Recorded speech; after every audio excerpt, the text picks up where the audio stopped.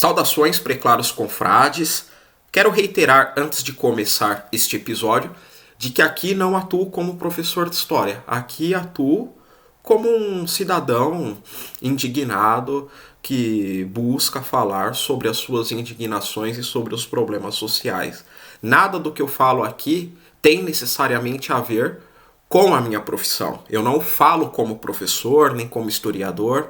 Não, uma aula minha é um pouco diferente do que eu trato aqui no canal, tá certo? Dito isto, hoje eu gostaria de falar sobre o capitalismo de escala. O que é o capitalismo de escala? Capitalismo de escala, antes de falar o que é, vou falar as consequências e o porquê estou gravando este vídeo. Não é? O capitalismo de escala basicamente é para proteger, de certa maneira, através das leis do mercado, obviamente, os oligopólios, os monopólios e quem já é grande, de certa forma. Não é? E punir quem? Aquele que está emergindo, o pequeno. E eu posso dar vários exemplos, mas vamos começar pelo exemplo que me motivou a gravar este vídeo. Hoje eu estava falando com um confrade, que inclusive não é do estado de São Paulo, é de um outro estado, e ele abriu um gastrobar. E o gastrobar dele, inicialmente, abria somente no período noturno. E hoje ele começou a abrir no horário do almoço. E para atrair mais clientes, ele resolveu fazer marmitas e prato feito também. Não é? E a marmita mais barata que ele comercializa lá custa R$16. Aí eu perguntei para ele, bom, qual que é o custo para você fazer essa marmita? Não é? Contando os ingredientes e a embalagem. Ele falou, R$9,73. Isso sem contar o custo dos funcionários, do gás e da energia. Aí eu pensei, bom, se ele está gastando R$9,73 somente com os alimentos que vão dentro da embalagem da marmita, se colocar os outros custos, que no caso funcionário, energia e gás, o que vai acontecer? Ele vai lucrar talvez R$1 ou R$2 aí por marmita. E aí ele me falou, não, eu tô fazendo isso daí mais pelo marketing, porque o cara vem aqui pegar uma marmita e aí ele fica sabendo que abre à noite, aí ele vem à noite e gasta mais. Tudo bem, não é? Mas o que me chamou a atenção é o capitalismo. Isso daí é um sintoma do capitalismo de escala. Que é o quê? Para ele ter lucro em cima das marmitas, ele tem que vender muita marmita. Por exemplo, se ele tiver um lucro aí de R$2,50, ele precisa vender 10 marmitas para dar R$20 ou R$25. Não é? Então, quanto ele precisa vender para ele conseguir, por exemplo, R$200 de lucro? Não é? Considerando que ele é pequeno, considerando que ele está competindo com os grandes. Não é? Ah, não, mas o McDonald's também tem uma lucratividade alta por lanche vendido. Tudo bem, mas ele vende milhares por dia. Estou falando de franquias, não estou falando da rede, porque se for falar da rede, talvez milhões de lanches por dia. Então, meus caros confrades, este é o capitalismo de escala. E ele prejudica o pequeno nas duas pontas. Essa é a primeira ponta. Qual que é a outra ponta? Este mesmo confrade, e eu já percebi isso por experiência própria, eu já estive na área do comércio, foi o seguinte, ele falou, ó, para eu comprar com o melhor preço várias coisas aqui para o meu gastrobar, eu tenho pedido mínimo. Ou seja, os atacadistas, os distribuidores ou até mesmo as fábricas exigem um pedido mínimo. Por quê? Porque ela reduz a sua margem de lucro e passa a ganhar como? No giro, na quantidade. Não é? Então o cara que é pequeno, que começa ali com pouco capital, ele se ferra, porque ele não consegue pedir o pedido mínimo na fábrica ou na distribuidora, e aí ele é obrigado a comprar em outro lugar mais caro, e ao mesmo tempo ele está concorrendo com o cara que consegue o quê? O cara que consegue comprar o mesmo produto mais barato e ainda vende em quantidade maior. Ou seja, o cara pode diminuir a sua margem de lucro porque ele está ganhando no giro, na quantidade. Então este é o capitalismo de escala. Não é? Onde empreender, que é o que muitas pessoas estão fazendo por conta do desespero, não estou falando que é o caso do meu confrade, mas é um fenômeno brasileiro, um fenômeno nacional por conta do quê? Da desindustrialização, da precarização do trabalho, da reforma trabalhista, de todos estes fatores e também, que é o maior, no caso do desemprego. Não é? O cara não encontra emprego, ele fala, vou empreender. E aí ele passa a empreender naqueles ramos, principalmente, que nós já tratamos aqui no canal, ainda quando o outro confrade fazia parte do nosso quadro. Não é? Bolo de pote, sobrancelha, não é? Uber, motoboy de iFood, enfim, de aplicativos. Não é? O camarada acaba apelando porque ele não consegue emprego. Não é? E aí tá o problema. Porque no empreendimento ele também não consegue prosperar. Não é? Se você pegar aí, eu tive a oportunidade de falar com vários comerciantes recentemente, não é? E praticamente todos estão quebrados. Não é? Eu falei, por exemplo, com uma mulher que tem uma loja de utilidades domésticas e embalagens. Antes, eu, como consumidor, eu passava ali e achava, pô, a mulher tem um bom prolabore. Não é? Por quê? Porque a loja é bonitinha, arrumadinha, a mulher já está um certo tempo na loja. Mas não tem. Né? Ela está praticamente há anos trocando figurinha. Não é? Na expectativa de que um momento ou outro a sua loja irá decolar. Não é? Vários fatores. E aí eu gostaria de comentar também sobre o ramo das academias. Por quê? Porque é um ramo que eu conheço, eu frequento, né?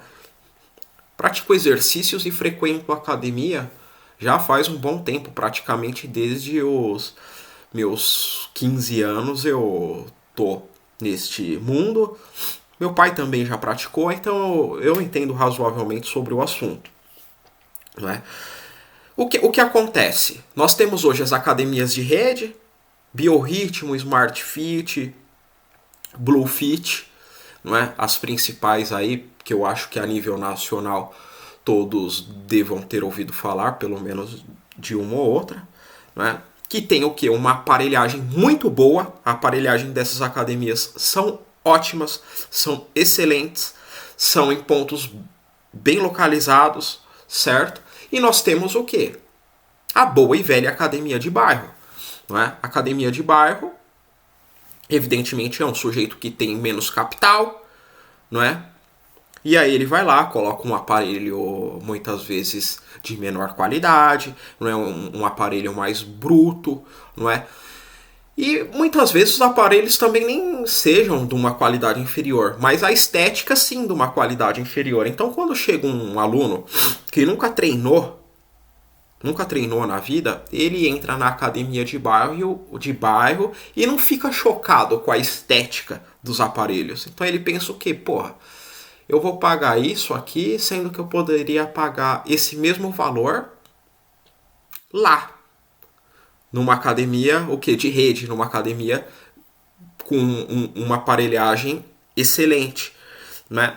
Só que é o seguinte, não é? A academia de rede, ela tem talvez 4 ou 5 mil alunos. Não é? Então tem um lucro brutal uma academia de rede com 4 ou 5 mil alunos. Vamos colocar aí. Vamos colocar que tenha 4 mil alunos com uma mensalidade a R$100.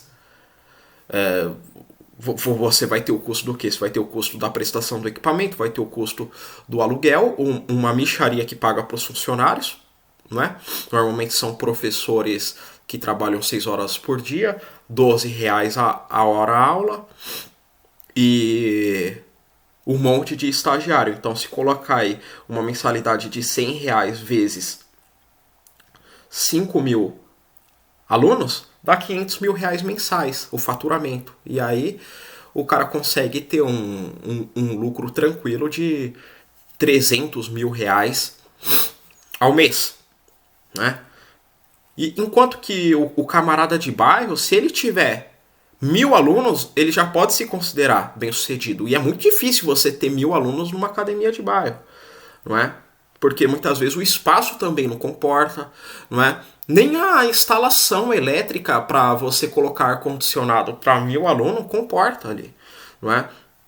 Então você tem 1.000 alunos, não é? A R$ 100 dá R$ 100.000, não é? De faturamento. Então é assim, e isso com uma aparelhagem inferior. Ou seja, o cara que já é grande, ele tende a ficar maior. E você que é pequeno tende a perder na concorrência. Essa é a grande verdade. Esse é o capitalismo de escala em outro ramo, como por exemplo as academias. Não é? Eu já falei sobre a questão das lojas de utilidade, já falei sobre o gastrobar do meu confrade, até porque hoje você abre um negócio de comida, a comida vende. Comida realmente vende. Todo mundo precisa comer. Porém, olha a quantidade de competidor que você tem no iFood ali. Então, isso, o camarada que para estudar hoje em dia, nicho por nicho, ele fala, porra, eu não tenho saída, né? Aí o povo pode pensar assim, porra, o cara, nada pro cara, o cara não tem uma inspiração para nada, não. Porque muitas vezes o cara vai lá arriscar o seu capital e vai perder, só para falar que foi com a cara e com a coragem. Entendeu? Eu já estive dos dois lados, inclusive aqui eu tô de um lado, que é, no caso, o teorizador, não é o estudioso do nicho. Né? Mas também já coloquei a mão na massa. É realmente muito complicado nos dias de hoje. Não é? Igual quem fala, vou abrir uma loja de roupa, muitas vezes mulher. Eu já vi uma mulher reclamando disso, por isso que vou citar este outro exemplo. Não é? Estou gripado, pessoal, me desculpe. A mulher falando, pô, não tem como a minha loja de roupa ir pra frente. Não é? E ela justificava que tinha Shein, tinha Shopee aí, que é o que, no caso, os próprios distribuidores que vendiam para ela vendiam também nesses aplicativos. Ou seja, ela não conseguiria nunca vencer eles na competição, porque os caras tinham preço vendendo o mesmo produto. E ela não conseguia ter o mesmo preço que os caras por motivos claros, não é? Evidentes. Não é? Então, o capitalismo de escala ele está aí. Você tem uma Amazon quebrando várias livrarias, não é? Você tem a Shopee aí quebrando vários pequenos empresários, microempreendedores. Você vai ter aí cada vez mais esse pessoal da Big Food, não é? Do setor alimentício, estão até comprando a água de diversos países aí, a privatização da água. Para quê? Para ele ter o acesso à água mais barato, para produzir o que ele precisa produzir, já que uma das coisas que mais consomem água no Brasil, quiçá a maior, é o agro. Então o cara vai ter uma água ali mais barata, o competidor dele ali, por exemplo, da agricultura familiar, vai ter uma água mais cara, porque é ele que vai vender a água pro cara da agricultura familiar. Então hoje tá complicado. Tá complicado. E o povo liga muito para preço. E eu também não vou julgar o povo que liga para preço, por quê? Porque o povo está numa situação difícil, não é? O Brasil que produz leite, quase R$ 10 o litro do leite. Não é o Brasil que produz carne, 50 conto o quilo da carne. Não é? O Brasil que produz arroz teve uma inflação pesada recentemente em cima do arroz. O Brasil que tem refinaria de petróleo tem um combustível caro e é malha rodoviária. Então, assim, eu não sei aonde vamos chegar. Agora, isso é um sintoma do mundo, não é?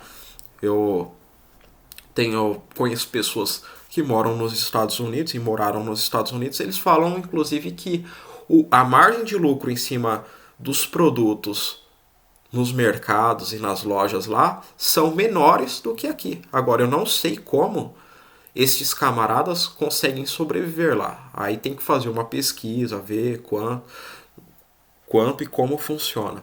Não é? Agora, na outra ponta, nós temos o quê? O encarecimento brutal dos imóveis. Eu não lembro se eu já citei aqui ou foi numa conversa privada com alguém. Pô, um apartamento de 10 metros quadrados em Higienópolis é um absurdo. Né? Aí eu fiquei sabendo agora de apartamentos de 7 metros quadrados nos Estados Unidos com um aluguel absurdo também. Então, a conclusão que chego é a seguinte: o custo nas grandes capitais do mundo, porque hoje a economia é globalizada, chegou num ponto assim que está impossível para o cidadão comum, trabalhador, ou até mesmo microempresário, médio empresário viver, não é? E tem muito empresário aí vivendo do quê? Vivendo de status. Ah, eu tenho minha empresa. Só que a empresa do cara nunca dá lucro, nunca dá lucro, nunca dá lucro. Né? E o cara fica ali com aquela cenoura na frente do burro, que é aquela ilusão de que o negócio dele uma hora ou outra vai estourar e nunca estoura. É cada vez mais preocupação, mais dívida, mas ao mesmo tempo vendendo o status do que, ah, eu sou empresário, não sei o quê. Né? Então é complicado. E aí você anda pelas grandes capitais, as grandes metrópoles, você vê uma degeneração pesada. Não é? Fazia um tempo que eu não saía do meu bairro, não é? Saía só assim pra ir no mercado, mas aí ia de carro e já voltava e tal. Aí esse final de semana precisei tomar o metrô aqui em São Paulo para fazer uma prova. E porra, a decadência cada vez mais aprofundada, a decadência moral, né, social, a Cracolândia que agora ficou descentralizada, então em algumas praças que não tinham usuários de drogas agora tem, não é? Enfim, um completo abandono, não é? E as pessoas mais jovens que eu, sem noção nenhuma do que são valores, do que, do que é a palavra, etc, etc. Então, assim, quem pode e quem quer, eu aconselho a abandonar as grandes metrópoles, porque eu não sei como pode piorar, mas eu sei que vai piorar.